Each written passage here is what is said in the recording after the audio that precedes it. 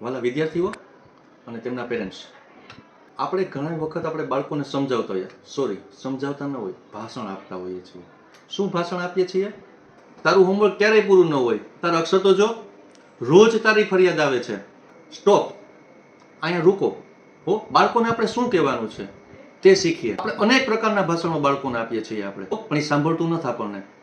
આપણી ના સાંભળે ને આપણો મગજ જાય છે, આપણને ખૂબ જ ગુસ્સો આવે છે. તો શું કરવાનું? આપણે ત્યાં નાના નાના સજેશન આપવાના છે. દીકરા, તારું હોમવર્ક પૂરું થઈ ગયું છે ને? હું તને મદદ કરું. તારા અક્ષર સુધારવા માટે હું તને 4 લાઈનની નોટ તને લઈ આવી આપું. તારા કપડાં સરખા મૂક, એના બદલે ખાલી શોર્ટ કયો કપડાં. કેટલી વાર કહ્યું છે કે બંધ થઈ જા. આ વાક્યના બદલે એવું પૂછો કે દીકરા, તને કોના ઉપર ગુસ્સો આવે છે? લાગણીઓ અને પરિસ્થિતિઓને અલગ રાખો. પછી જુઓ તમારો એની સાથે કેવો આત્મીયતા સંબંધ બંધાશે. અને બાળકને એક વખત સાંભળો, એ ઘણી વખત સાચો હોઈ શકે છે. Thank you.